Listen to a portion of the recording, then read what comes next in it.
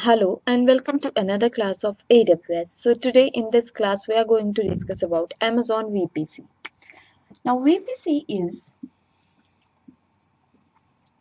Virtual Private Cloud. Now let's discuss about what VPC is or Virtual Private Cloud is. Now Virtual Private Cloud, it lets organization provision a logical isolated section of the AWS cloud. So this is a provision so that we can have a logical isolated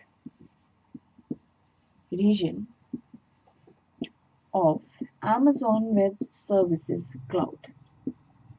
That means it is a private section on the Amazon Web Services cloud. Now what we can do here, where they can launch AWS resources in a virtual network that they defined. So we can launch AWS resources in a virtual network, which we have to define. So this is basically, that means is it a logical isolated region on a cloud where we can place our resources, we can launch in a virtual network. Now various organizations have complete control over the virtual environment.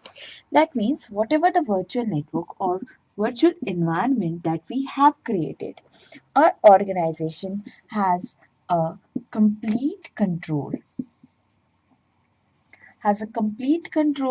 on this virtual environment. Now, who has a complete control? Organization has a complete control on this virtual environment, including section of IP address range. So we have like control on section of IP address range. We can have access on creation of subnets,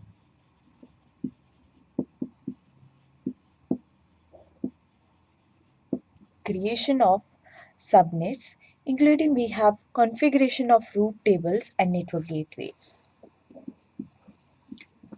Configuration of route tables as well as network gateways. So in a virtual private environment, that organization has a complete on IP address range. It has access, creation of subnets, configuration of route tables as well as the various network gateways. Now in addition to these,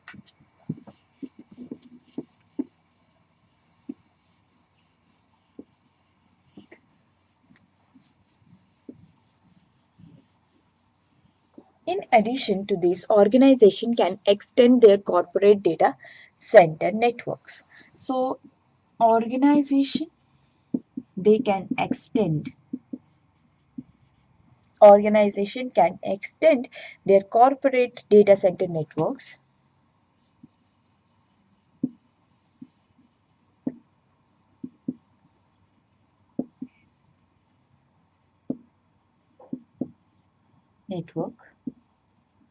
to extend their corporate data center network to AWS by using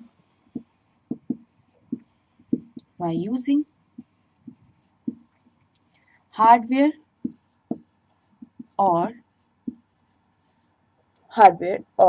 software virtual private networks. That means by creating, we can move this data center to Amazon Web Services. Why? We can have hardware virtual private network or we have software virtual private network connections.